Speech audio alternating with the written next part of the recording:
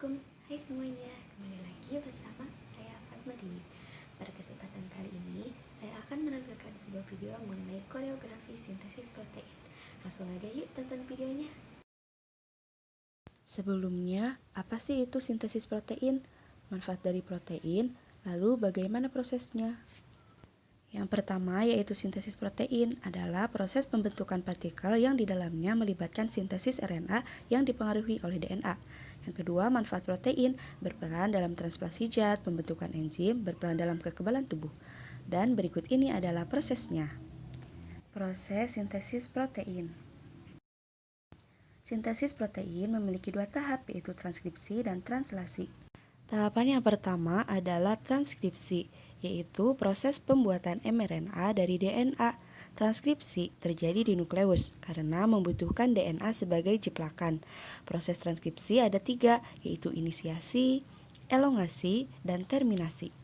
Yang pertama adalah proses inisiasi. Sebelumnya, untai DNA memiliki bagian promoter, yaitu proses awal transkripsi, dan bagian terminator, yaitu proses akhir dari transkripsi. Proses inisiasi dimulai ketika enzim RNA polimerase menempel pada promotor gen.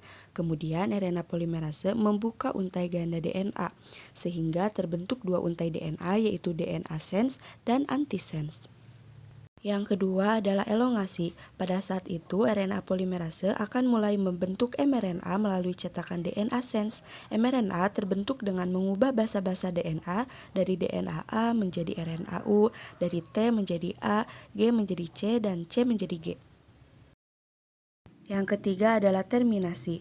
Transkripsi akan berakhir saat RNA polimerase sampai pada daerah terminator. Lalu, mRNA yang telah terbentuk mengandung urutan 3 basa nitrogen yang dikenal dengan kodon.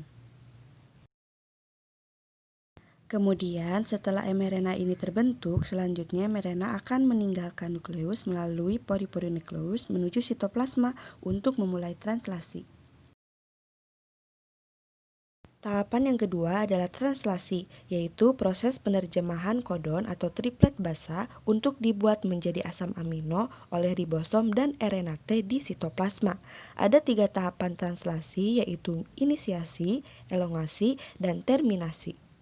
Seperti yang telah disebutkan tadi, penerjemahan ini dilakukan oleh ribosom dan RNA T. Nah, ribosom ini terdiri dari ribosom subunit kecil dan subunit besar. Lalu, ada juga hal yang harus diingat, yaitu aturan dalam memasangkan basa nitrogen. Dalam translasi A mRNA akan berikatan dengan U pada tRNA, U dengan A, G dengan C, dan C dengan G. Proses yang pertama yaitu inisiasi, di mana translasi dimulai ketika ribosom bertemu dengan strat kodon, yaitu AUG. RNA T inisiator yang memiliki antikodon UAC membawa asam amino metionin dan melekat pada kodon inisiasi AUG. Proses kedua adalah elongasi, di mana ribosom menerjemahkan satu persatu kodon menjadi asam amino. Jadi, tiap 3 urutan basa nitrogen mRNA merupakan kodon yang akan menentukan jenis asam amino. Lalu, asam-asam amino ditambahkan satu persatu pada asam amino yang pertama. Proses yang ketiga adalah terminasi. Translasi berakhir setelah ribosom mencapai kodon stop, yaitu UAA atau UAG atau UGA. Kodon stop berfungsi sebagai sinyal menghentikan translasi dan tidak mengkode asam amino. Selanjutnya, polipeptida yang terbentuk dilepaskan dari ribosom. Polipeptida tersebut akan bergabung dengan polipeptida lain dan membentuk protein. Kemudian, ribosom subunit kecil dan subunit besar terpisah dan bersiap untuk melakukan translasi yang baru. Cukup sekian untuk video kali ini.